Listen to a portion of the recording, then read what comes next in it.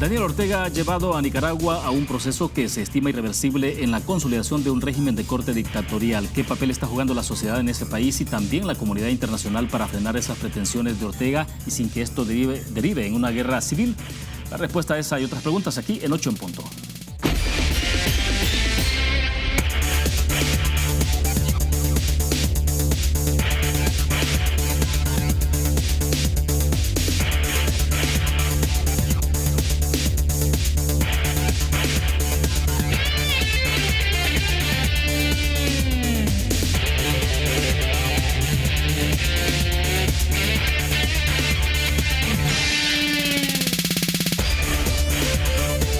Buenas noches, bienvenidos a 8 en punto. Gracias por acompañarnos en este miércoles. Vamos a dedicar la entrevista de esta noche a conversar en torno a la pérdida de la democracia en Nicaragua y consecuencias. Queremos agradecer esta noche que nos acompañan en nuestros estudios Álvaro Cruz Roja, editor jefe del Diario del Mundo, pero obviamente está en esta oportunidad también en calidad de nicaragüense. Álvaro, ¿qué tal? Buenas noches. Gracias, bien, muchas gracias. Encantado de estar aquí. Excelente. También está con nosotros acá en 8 en punto Wilfredo Miranda. ¿Quién es él? Es periodista del Confidencial. Wilfredo recibió el premio Iberoamericano de Periodismo Rey de España por el artículo Disparan con precisión, : a matar, así, con ese titular. Fue una publicación del 26 de mayo de 2018. Así que gracias, Wilfredo, por estar con nosotros. Muchas gracias por la oportunidad. Bueno, vamos a conversar de muchas cosas, ¿no? De lo que está pasando en Nicaragua, sin duda alguna. Lo que hemos tenido recientemente, creo yo que es importante que lo pongamos en la dimensión. Ustedes obviamente son nicaragüenses los dos, ¿no? Entonces, una resolución. Vamos a ver si tenemos la resolución que hubo en la Organización de Estados Americanos esta semana, el día de ayer, donde han tomado un acuerdo que, dicho sea de paso, no tan de paso, ¿no? Nuestro país, como siempre lo ha hecho en las últimas resoluciones, no acompañó esa decisión, se abstuvo de votar a favor de ese pronunciamiento, de esa resolución. Lo que tenemos ahí dice la situación en Nicaragua. Esto fue aprobado por el Consejo Permanente en la sesión extraordinaria celebrada el 21 de mayo en la Organización de Estados Americanos. Entonces hablan ahí recordando, teniendo en cuenta y hacen toda una valoración, los considerando, se toma nota, pero lo que quiero que ustedes vean es esta parte justamente donde se ha resuelto a favor de esta resolución. Tomando nota, dice, del proceso de negociación entre el gobierno de Nicaragua y la Alianza Cívica por la Justicia y la Democracia, resuelve: número 1, reiterar la preocupación de la comunidad interamericana por el deterioro de las instituciones democráticas y los derechos humanos en Nicaragua y su apoyo a una solución pacífica a la crisis política en ese país. 2, esto creo que es importante y es lo que también tenemos en relieve, que lo están viendo ustedes en pantalla: instar a las partes a que avancen en un diálogo efectivo y de buena fe mediante la implementación por parte del gobierno de las siguientes medidas. Literal A, la liberación incondicional de todos los presos antes del 18 de junio de 2019, según lo acordado por las partes en la mesa de negociación. Esta liberación deberá contar con mecanismos independientes de monitoreo y verificación. Luego continúa, ¿no? Porque son 4 o 5 literales ahí que se agregan a esto. Pues bueno, para comenzar, Álvaro, un poco conocer tu perspectiva, tu opinión de cómo se está planteando esta resolución en específico. Esta resolución es obviamente una derrota diplomática para el régimen de Ortega. A esto hay que agregarle que anoche precisamente la Corte Interamericana de Derechos Humanos además emitió una resolución pidiendo medidas especiales para 17 de los reos. Eso incluye a gran parte de los líderes estudiantiles presos y a 2 periodistas que llevan 5 meses en la cárcel, Miguel Mora y Lucía Pineda. A 12 de ellos les pide encarecidamente sacarlos de prisión ya. Sí, ahora, ¿qué implicaciones va teniendo esto? Porque hemos visto resoluciones bastante recurrentes en los últimos meses, ¿no? Pronunciamientos de la Organización de Estados Americanos, y uno siempre se pregunta qué está pasando en términos de la vinculancia de estas resoluciones. ¿Por qué de repente hay? Porque esto incluso lleva un poco no sé si a la decepción, pero sí a la frustración de algunos sectores sociales ahí en Nicaragua de por qué no se avanza, digamos, en los ritmos que a veces se quisiera. Sí, lamentablemente el ritmo de la diplomacia internacional es demasiado lento cuando hay circunstancias tan extraordinarias como esta. Entonces, ha habido algunas sanciones importantes de parte de Estados Unidos hacia individuos en particular, incluyendo la vicepresidenta Rosario Murillo, la esposa de Daniel Ortega. pero sí la impresión que da es que los procesos diplomáticos son demasiado lentos, pero todos están yendo hacia una dirección que creo yo va a ser la aplicación de la Carta Democrática de la Organización de Estados Americanos, que puede provocar incluso la exclusión del régimen nicaragüense y el desconocimiento del régimen nicaragüense de parte de la comunidad iberoamericana, latinoamericana. Esto es bien importante, además, porque nos puede traer mayores sanciones, incluso hacia el régimen, el desconocimiento total del régimen, como decía. Hay que resaltar un hecho bien importante en la resolución de ayer en la OEA. De los 34 países miembros de la OEA, solo 3 votaron en contra.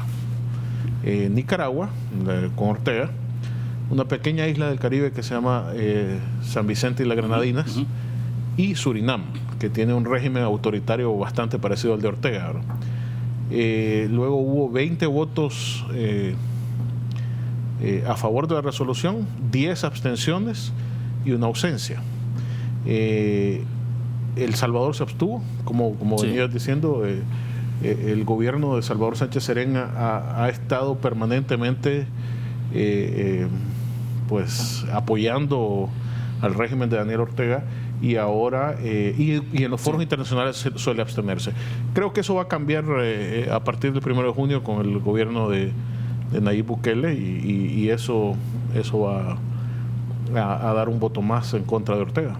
Excelente. Bueno, yo creo que vamos a mostrar las imágenes decíamos cuando hacíamos la presentación de Wilfredo, que es el periodista del Confidencial, es el periódico que dirige Carlos Fernando Chamorro, y que hoy prácticamente está radicado en Costa Rica, ¿no? Debió abandonar Nicaragua debido a la situación de persecución política que hay en ese país.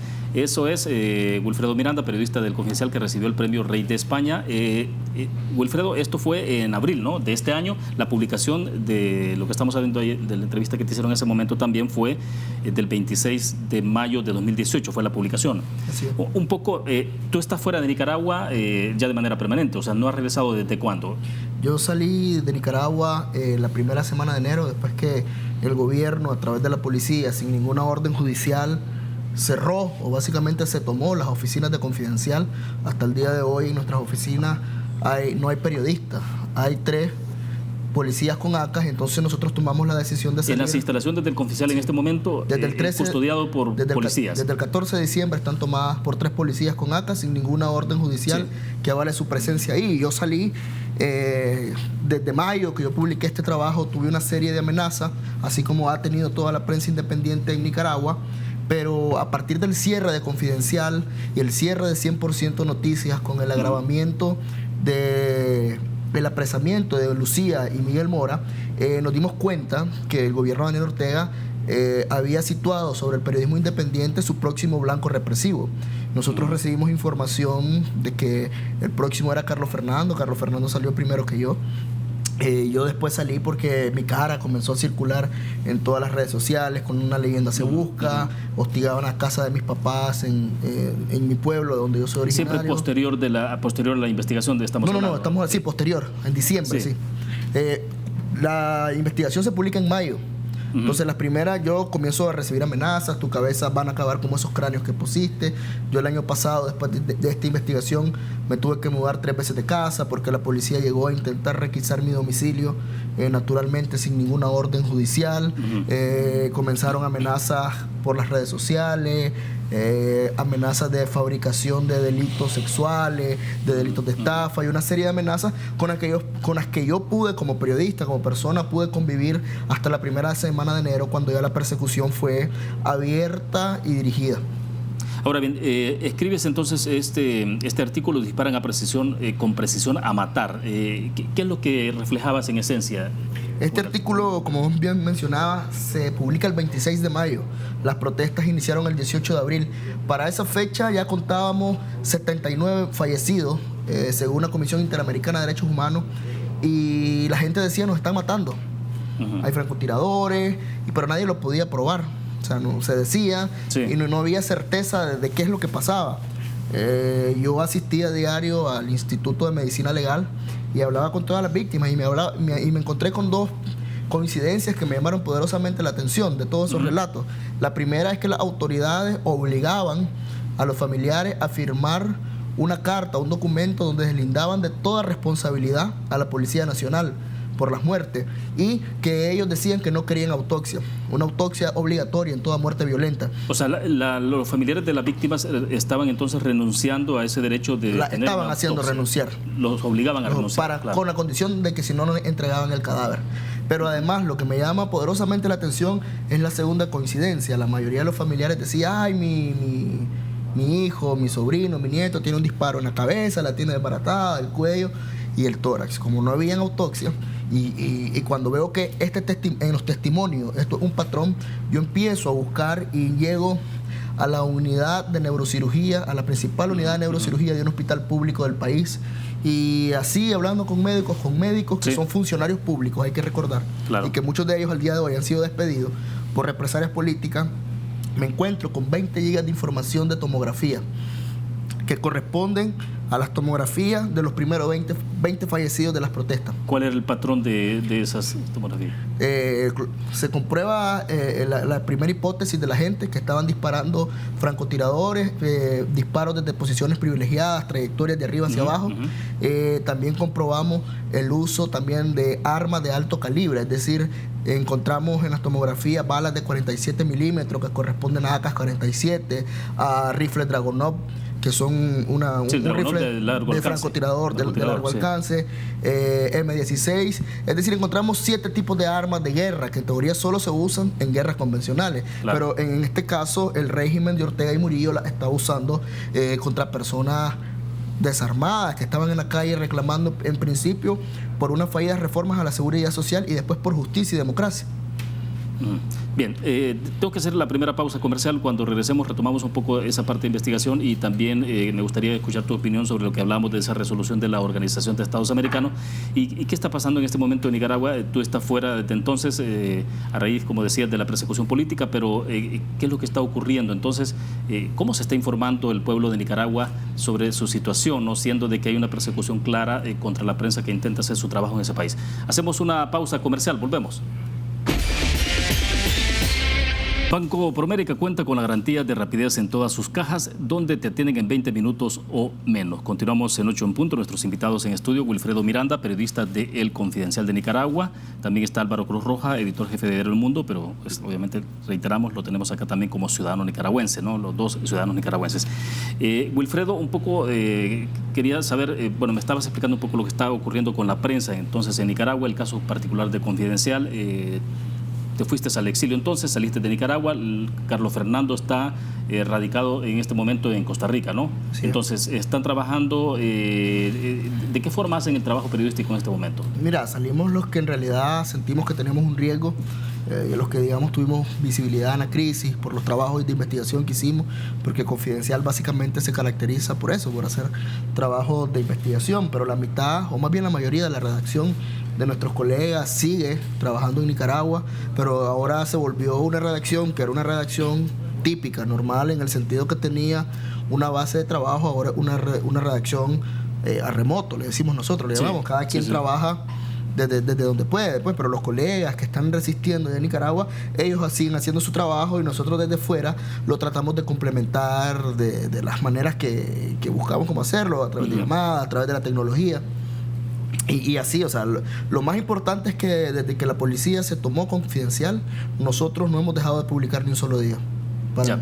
Ahora bien, recibiste el reconocimiento entonces, el Premio Iberoamericano de Periodismo Rey de España, ¿no? Entonces, cuando hay estos reconocimientos internacionales, obviamente el reconocimiento al trabajo periodístico de un medio de comunicación importante como este caso El Confidencial, a veces uno pensaría, bueno, lo que es un espaldarazo de la comunidad internacional y en este caso de España, ¿no? Hacia el trabajo que ustedes han desarrollado, pero lejos entonces de convertirse eso en un catalizador de la situación de lo que están viviendo en Nicaragua, lo que hubo con esto fue entonces incrementó la situación de represión hacia El Confidencial. ¿O ya venía esto en aumento? No, esto ya venía, o sea, el premio fue recién, ahorita el 30 de abril, y Confidencial lo cerraron en diciembre del año pasado, es decir, la investigación es parte del cierre de Confidencial, pero también responde a otra serie de investigaciones que nosotros publicamos durante esta matanza que inició en abril. No solo hemos demostrado ejecuciones extrajudiciales, como ese es mi trabajo, sino que hemos filtrado correos de Rosario Murillo, donde ella daba las órdenes de la represión. Hemos destapado una serie de cosas que vinieron sumando para el régimen y no le cayeron en gracia y no se vio sin remedio que cerrar la redacción. Pero yo creo que se equivocó, porque cerrar la redacción física no significó el cierre de Confidencial. Confidencial y los programas de televisión siguen funcionando. Claro que en otras circunstancias, 10, 20 años atrás, hubiera funcionado ese tipo de medidas, digo, porque la forma de cómo se operativiza el trabajo de una sala de redacción es totalmente distinto ahora con todo el uso del internet y las redes sociales, ¿no? Nosotros no dependemos de una rotativa, pues, o sea, claro. Nosotros con el celular, con la computadora, podemos hacer noticias desde donde estemos. Yo estoy aquí en El Salvador, mis otros colegas están en México, otros en Miami, y los que están en Nicaragua. Pues, o sea, no es necesario que tengamos un edificio, una sala para hacer periodismo, no, nosotros hacemos periodismo desde cualquier lado. Sí. Álvaro, cuando introduje la entrevista, justamente, que siempre lo hago, ¿no?, lo hago con una pregunta, ¿no?, o dos preguntas ahí en una, y entonces en este caso estaba planteándolo en términos de, obviamente, lo que está, cómo se conduce Nicaragua, entonces, cómo lo conduce Nicaragua, ese país es hacia la dictadura, ¿no? Entonces, ¿qué está pasando en términos de la reacción civil interna en Nicaragua y qué está pasando a nivel internacional? Ya hablábamos del caso de la OEA a nivel internacional, pero para mañana, por ejemplo, entiendo de que hay un paro nacional que lo impulsa el sector privado, o ¿a qué nivel está eso? A ver, primero hay que poner en contexto que hay una feroz represión. En algún momento llegó a haber, si no estoy mal, más de 600 presos políticos. Las cifras hablan entre 350 y 500 muertos por la represión en las protestas. Entonces, además, hablando de persecución a los medios, hay que recordar que mataron a un periodista, Ángel Gaona. Que fue lo que quedó registrado y que lo vimos en el video, ¿no? Exactamente. Sí. Ángel Gaona, un periodista de la ciudad de Bluefields, en el Caribe nicaragüense.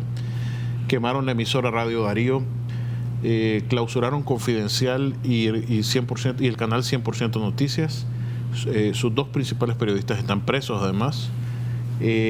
A los diarios La Prensa y El Nuevo Diario les han retenido sus insumos, su papel y su tinta prácticamente la tienen confiscada en las aduanas, y entonces los periódicos están circulando con 8 páginas.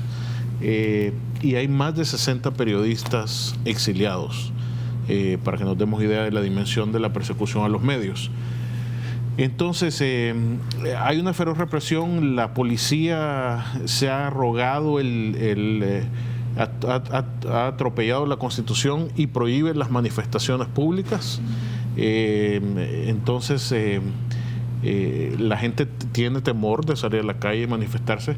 Entonces, mañana hay un paro nacional llamado por la Alianza Cívica, que es una conformación multidimensional de organizaciones que van desde estudiantes hasta empresarios, que van desde organizaciones de mujeres hasta grupos religiosos.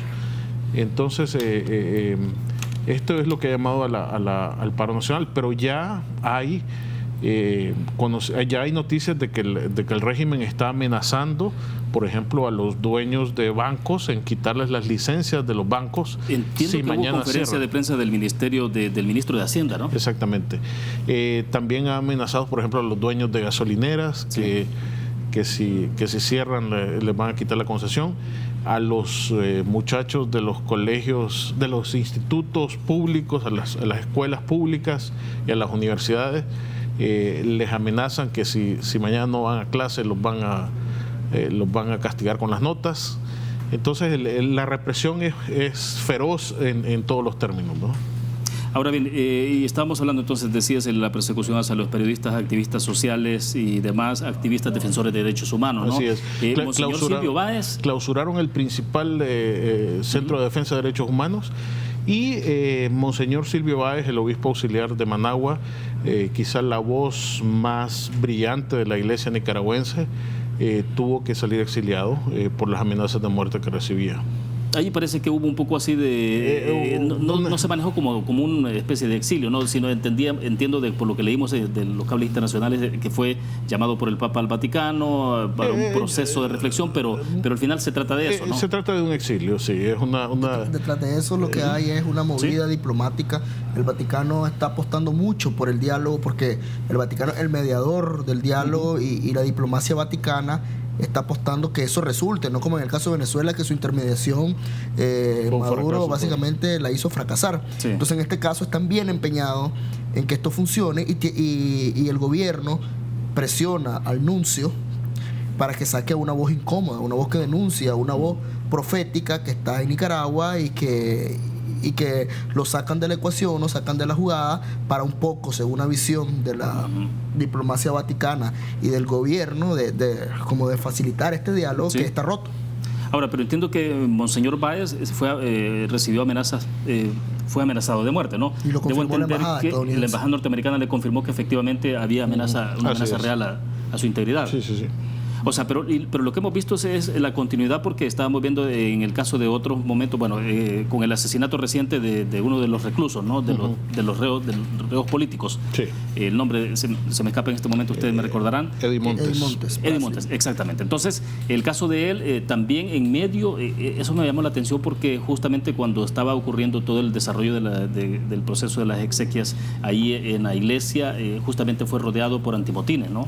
Así es. Hubo un intento de la policía de Ortega de impedir los funerales, de impedir que la población se manifestara durante el funeral. El funeral al final se convirtió en una manifestación opositora, sí.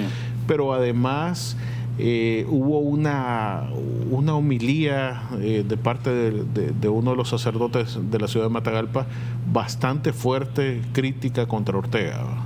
La Iglesia Católica Nicaragüense se ha convertido en una voz de denuncia contra el régimen, y los nicaragüenses, incluyendo los no católicos, la perciben como un refugio ante la resistencia, ante la represión del régimen, ¿verdad?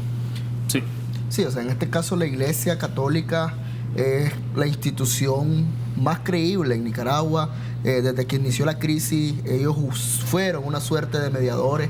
Después, cuando el gobierno no le gustó la mediación que estaban haciendo, porque la conferencia episcopal dice, sí, somos mediadores, pero eso no significa que estemos al lado del pueblo desposeído, que lo están atacando. Lo que hizo Ortega fue descalificarlos, y por eso Ortega en esta segunda negociación pujó para que no fueran los obispos los mediadores. Al final los obispos dijeron, nosotros no vamos a seguir siendo mediadores, y ese lugar lo ocupó el nuncio. ¿En este momento el diálogo está roto o continúa? El diálogo está totalmente roto, es decir, Ortega ha usado el diálogo como una manera de venir ganando tiempo, no ni siquiera de negarse, es que no ha cumplido los compromisos que ha adquirido, como la liberación de los presos políticos, se niega a hablar de adelanto electoral, y entonces el asesinato de este preso político, de Eddie Montes, terminó de fracturar un diálogo que por sí ya estaba muerto. Es decir, está asesinando a un preso político, claro, de los que te estamos diciendo liberarlo desde hace tiempo, y lo que hace, en vez de liberarlo, es que lo asesinan. Entonces esto terminó de darle un argumento sólido a la Alianza Cívica, que es la oposición, de decir, nos levantamos por este argumento, porque, o sea, antes si se levantaban, el gobierno iba a decir, mira, esos se levantan porque no quieren dialogar. Sí. Entonces eso es lo que pasó, y entonces de ahí surge este paro, que es el paro nacional que está convocado para mañana.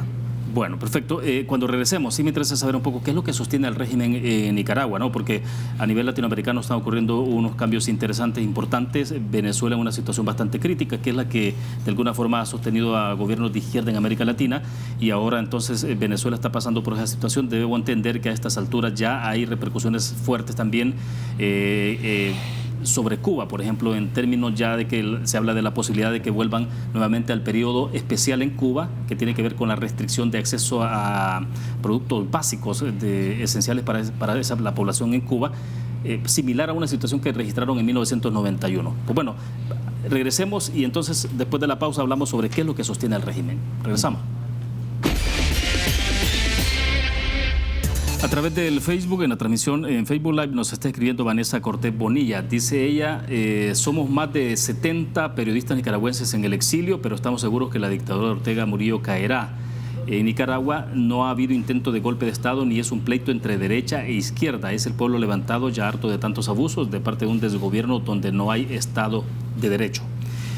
A ver, Wilfredo, creo que es importante esto, ¿no? Cómo se plantea, ¿qué es lo que está pasando en Nicaragua en términos del sostenimiento del gobierno, del régimen de Daniel Ortega? ¿Qué es lo que lo hace posible? Porque, bueno, ya vimos las consecuencias inmediatas que ha habido en otros países también por lo que está ocurriendo en Venezuela, ¿no? Todo el tema de Albaniza, que tiene que ver con la cantidad de millonaria de dólares que estuvieron fluyendo hacia Nicaragua, y que al final de cuentas tampoco hubo un proceso de rendición de cuentas y que se manejó todo esto de forma discrecional. Hay sendas investigaciones al respecto, pero ¿qué es lo que le da el oxígeno hasta hoy a Daniel Ortega? El oxígeno que le da a Daniel Ortega es básicamente la arma, la policía, el ejército, que aunque dice que él no ha jugado ningún papel en la represión, yo creo que sinceramente ha sido un silencio cómplice. Y entonces Ortega descansa en esos dos pilares fundamentales. Pero también, si bien los empresarios rompieron con Ortega, yo siento que los grandes capitales todavía no terminan de definirse totalmente frente a la crisis. Pero bueno, están haciendo lo que les toca, pues, pero yo siento que no terminan de definirse. Y también Ortega tiene un pequeño, pero tiene apoyo partidario que, si bien no es significativo en el electorado políticamente pesa, es decir, gente fanática que está a la par de él, y también cuenta con la coacción de los empleados públicos a los que él controla y los chantajea. Entonces yo creo que en esos pilares Ortega descansa, y todavía una economía que, si bien está al punto del despeñadero, no se ha ido al despeñadero. Entonces yo creo que en eso básicamente Ortega maniobra y está como un trapecista en la cuerda, tanteando con todo eso, y además hasta ahora tiene realmente la comunidad internacional en contra de él, y ese cerco internacional está moviéndole la cuerda. Sí. ¿Tu opinión, Álvaro? Coincido totalmente con Wilfredo. Solo agrego un elemento para que nos el régimen de Ortega es un régimen familiar que controla absolutamente toda la institucionalidad del país. Su consuegro es el director de la policía. Ortega, desde que llegó al poder, empezó a desmontar la institucionalidad del país. Una de las primeras cosas que hizo fue un fraude electoral en 2008, en el que se robó las elecciones municipales. Y luego entonces todo el sistema electoral lo controlaba. Con eso controló sus reelecciones, con eso luego controló la Corte Suprema, con eso llegó al extremo de declarar inconstitucional el artículo que impedía la reelección. Es decir, imagínate la Corte Suprema declarando inconstitucional el artículo de la Constitución que prohibía la reelección. Con eso no solo se reeligió una vez, sino 2 veces, y quiere hacerlo una tercera vez. Ahora, ya antes había hecho el proceso de reforma electoral a la medida, ¿no? En términos de los porcentajes que se ajustaran justamente al fruto de un pacto político con Arnoldo Alemán, ¿verdad? Con que el presidente de derecha absolutamente corrupto, ellos dos hicieron un pacto político en el que se repartieron las instituciones. Claro, cuando Ortega llega al poder, ya no hay más reparto, sino que él se queda con todo. Entonces en Nicaragua no hay institucionalidad democrática a cuál acudir. Es decir, te violan tus derechos humanos, ¿a quién vas a acudir? El procurador de derechos humanos es un militante del Partido Sandinista. No puedes acudir a la Corte Suprema porque es apéndice del partido, y los magistrados se declaran miembros del Partido Sandinista, ¿verdad? Entonces la policía te viola los derechos, no hay a quién acudir. Los jueces son claramente miembros del partido, declaradamente. O no puede ser juez. Si no son miembros del partido, no puede ser. Exacto. La Fiscalía General de la República, la señora fiscal es una militante del Partido Sandinista, una ex militar. Entonces el país funciona al antojo, a la gana de Ortega. Sí, el año pasado conversé, eso fue fuera de cámara, con un ex magistrado de Sala de lo Constitucional, ¿no? Y me decía que estaba asombrado porque en un evento, en un foro internacional, se encontró con magistrados constitucionales de Nicaragua. y el nivel de participación, de militancia, de activismo político que tenía era una cosa sorprendente, ¿no? Sí. O sea, porque nosotros en este país podemos tener algunas falencias, algunas debilidades, pero no se tiene ese nivel de descaro, Exacto. Allá la justicia está secuestrada por el orteguismo. Es decir, aquí ahora hablábamos antes de entrar al programa que aquí El Salvador es una democracia, que tiene algunos vicios, pero es una democracia. O sea, no saben lo que es perder la democracia, de no tener jueces imparciales que respondan directamente a una llamada de Daniel Ortega o Rosario Murillo. O sea, Nicaragua funciona así, o sea, monárquico, casi depende de una llamada de él o de ella. Sí. Álvaro, pero ¿por qué entonces, por qué uno se pregunta, bueno, El Salvador, a pesar de una década, ¿no?, de gobierno del FMLN, que está cerrando ya su periodo y que entregará el 1 de junio, ¿qué fue lo que, digamos, no permitió que cayera en eso? O sea, pero era una ruta que estaba trazada. Creo que es importante conocer un poco tu opinión en este sentido, cómo es en el análisis, y lo otro es cómo Daniel Ortega se podrá plantar en adelante, siendo de que la correlación internacional se ha ido modificando sustancialmente. El Salvador, uno asumiría que no será el mismo en términos del posicionamiento que tendrá Nayib Bukele como presidente en el concierto mundial respecto de lo que está pasando en Nicaragua. A ver, yo creo que la gran diferencia es que aquí sí existía institucionalidad democrática. En gran medida el marco institucional que dejaron los acuerdos de paz fue de mutua desconfianza, ¿verdad? Entonces nadie podía controlar totalmente, por ejemplo, la elección de jueces en la Corte Suprema.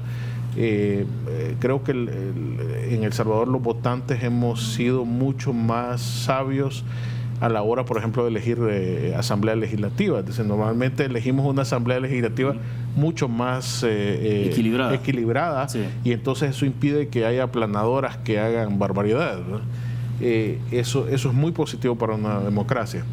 Y como en la asamblea están los candados para elegir magistrados, para elegir todos los funcionarios de segundo grado, eso es muy complicado de cambiar. Ahora, recordemos sí que en 2012 sí hubo un movimiento importante para destituir a los magistrados de la Corte Suprema, sí, los de la Sala Constitucional, y que incluso Arena se prestó en algún momento con aquel famoso decreto 743 a querer controlar la Sala de lo Constitucional. Creo que en ese momento la reacción generalizada de la sociedad civil, de la empresa privada, incluso de las iglesias, impidió que eso siguiera adelante, ¿verdad? Y se revirtió. Y la Sala de lo Constitucional fue muy valiente, muy seria en sus planteamientos, e impidió todo lo demás. Y se revirtió el 743, ¿verdad? Si nos damos cuenta, en este país no tenemos esas grandes manifestaciones. En los últimos 20 años solo ha habido 2 grandes manifestaciones: la Marcha Blanca contra la privatización del Seguro Social y la Marcha Blanca que también se hizo para impedir la destitución de la Sala de lo Constitucional, ¿verdad? Sí, luego ha habido algunas manifestaciones, pero pequeñas, ¿no? Pero no en términos de movilización. Exacto. Sí, y bueno, lo dejo para el último segmento, porque sí me interesa conocer tu opinión sobre cómo se puede ver entonces El Salvador posicionado en el concierto de organismos internacionales. Bueno, ayer el presidente electo ya hacía público quién va a representar a nuestro país ante la Organización de Naciones Unidas, que es un cargo, no es ministerial, no es una figura de ministro, pero tiene mucho peso en términos de la política exterior, ¿no? Y creo que esto es importante, sobre todo porque ya en el pasado se cuestionó, se criticó duramente a El Salvador por la posición que adoptó en la Organización de Estados Americanos respecto de esas resoluciones. Exacto, en el caso de Venezuela y Nicaragua. Y el caso de Nicaragua y Venezuela, exacto. Okay. Vamos a una pausa, regresamos. Álvaro, estamos ya prácticamente al cierre de 8 en punto, pero entonces, a partir del 1 de junio, entonces, ¿crees tú que está claro que pierde entonces Daniel Ortega un aliado estratégico en Centroamérica? Y hablo específicamente del caso de El Salvador. Sí, absolutamente. Yo creo que vamos a ver un giro notable en la relación de El Salvador con el régimen de Ortega. El presidente Bukele ha dicho claramente que va a alejarse de Ortega, que no va a ser que ha perdido un aliado, lo dijo en la Fundación Heritage. Pero además algunos signos visibles. No se invitó a Ortega ni a Maduro a la toma de posesión. Sí, claro. La canciller también dijo en una de las pocas entrevistas que ha dado que que sentía mucho dolor por la situación de Nicaragua. La canciller, su hija es de padre nicaragüense. Entonces entiendo en gran medida su simpatía por la causa democrática de Nicaragua. Y yo creo que hay además una cuestión de convicciones, ¿verdad? Creo que el presidente Bukele busca convertirse en una persona de confianza de Estados Unidos, que tendría la oportunidad para liderar para ser un líder en Centroamérica, ¿no? En este momento en que Centroamérica carece de referentes democráticos importantes, ¿verdad? Es decir, ¿a quién va a acudir a Estados Unidos? Juan Orlando Hernández en Honduras no es precisamente la mejor credencial. Jimmy Morales está por irse, y la elección en Guatemala es entre el menos peor. Entonces yo creo que el presidente Bukele está llamado a ser un referente en ese sentido en la región, ¿no? Bien, Johnny Hernández, vamos a ver si lo tenemos ahí, nos está escribiendo también ahí, dice, buenas noches, dice, ¿cuál es la opinión de los invitados acerca de la situación de Mauricio Funes y familia en Nicaragua? Wilfredo, te la dejo a ti. Yo creo que la situación de Mauricio Funes en Nicaragua es un huir de la justicia salvadoreña, y se va a meter, digamos, a un lugar, al paraíso de la impunidad que le puede dar Daniel Ortega. Quizás Ortega le está pagando algún favor a Funes. Nosotros en Confidencial destapamos que él y su hijo, que Funes y su hijo estaban recibiendo un salario de parte de la Cancillería del régimen de Managua. Entonces yo creo que lo que está haciendo ahí Funes es huyendo de la justicia de su país para no pagar son 6, creo, causas judiciales que tiene abiertas aquí. O sea, es un prófugo que se esconde en un país que es gobernado por otra persona muy tendenciosa a la corrupción. ¿Crees tú que la permanencia de Mauricio Funes está determinada por la continuidad o no de Daniel Ortega en el poder?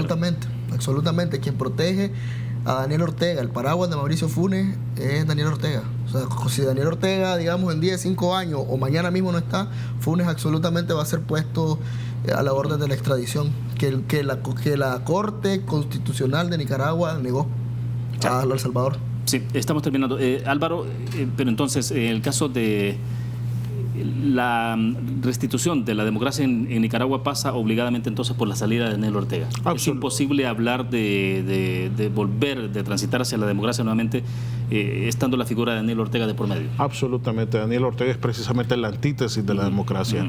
Es el hombre que destruyó la democracia nicaragüense 2 veces. Es decir, en los años 80 el régimen sandinista pudo haber construido, con toda la popularidad encima que tenía, un régimen democrático, y decidieron construir una dictadura. En el 90 Violeta Chamorro derrotó ese régimen, se construyó una democracia imperfecta, pero democracia al fin, y a partir de 2011 Daniel Ortega la destruyó de nuevo. Sí. ¿Crees que a pesar de todas las dificultades que está pasando Venezuela, es Venezuela que está de alguna forma apuntalando económicamente a Daniel Ortega, o Daniel Ortega tiene suficiente, él, digamos, como grupo familiar, suficiente recurso económico para sostenerse, de alguna forma sostener el régimen? Yo creo que la economía nicaragüense todavía está lo suficientemente fuerte para sostenerlo. Aunque hay un retiro de cerca del 25% de ahorros del sistema bancario nacional, hay muchas diferencias estructurales. Por ejemplo, Nicaragua es autosostenible en alimentación. La producción agropecuaria nicaragüense es bien importante, que incluso exporta al resto de Centroamérica. Eso no es algo que sucedía en Venezuela, ¿verdad? Y las cifras macroeconómicas eran bastante buenas hasta el año pasado, ¿verdad? Aunque están en declive, todavía no llegan a los niveles de Venezuela, ¿verdad? El Córdoba está bastante estable incluso. Sí, Wilfredo, las sanciones que está estableciendo Estados Unidos al grupo cercanos a Daniel Ortega, parecido a lo que está ocurriendo con Venezuela, también con Nicolás Maduro, ¿qué tanto nivel de consecuencias puede estar teniendo en este momento? ¿Hasta dónde llega? Bueno, hubo toda una investigación sobre el tema de Albaniza, ¿no? Sanciones también para los funcionarios en todo este tema que lindaba con el tema del lavado de dinero. Mira, las sanciones que Venezuela ha sufrido a través de PDVSA han afectado a Albaniza allá en Nicaragua. Pero también Estados Unidos ha impuesto sanciones directas a funcionarios del gobierno de Ortega, a su esposa, a su hijo y a su anillo de hierro del comandante. Entonces, quizás las sanciones no son la respuesta a la crisis de Nicaragua, pero de cierta manera mueven el ambiente internacional para aislar al gobierno de Ortega, y creo que ese es el efecto más inmediato que tiene, porque en el panorama Estados Unidos tiene planteadas sanciones a través de una ley que se llama NICAD, que esas sí efectivamente afectarían al pueblo de Nicaragua en el sentido que condiciona los préstamos de entidades multilaterales como el Banco Mundial, como el BID. Entonces eso sí sería un peligro, pero hasta ahora Estados Unidos... La NICAD, perdón Wilfredo, esa todavía no ha sido... Esa ley ya está aprobada, ¿no? Pero su vigencia, su aplicación todavía no ha llegado a eso. Simplemente Estados Unidos se ha limitado a sancionar a los que él considera los violadores de derechos humanos y que están involucrados en corrupción, como el caso de Francisco López, que manejó toda la plata venezolana a través de Albaniza. Sí, de acuerdo. Ahora, para cerrar, ¿de qué va a depender entonces tu regreso a Managua, a Nicaragua? De que haya garantías, de que el gobierno de Daniel Ortega deje de perseguir a la prensa independiente. Yo sentiría garantía el día que liberen a Miguel Mora y a Lucía Pineda Uau, que hay un compromiso de no atacar, de no encarcelar, de no asesinar, como en el caso de Ángel Gaona, a los periodistas. O sea, mientras tanto por ahora no hay ninguna posibilidad. Bueno, te agradezco, Wilfredo, por haber estado esta noche con nosotros. Muy gentil. Gracias, Álvaro. No, gracias a ti por el espacio. Bueno, excelente. Gracias a ustedes también que nos acompañaron. Nos vamos a ver mañana, jueves, es noche de análisis, así que estarán todos invitados para analizar en 8 en punto el contexto de nuestro país. Buenas noches.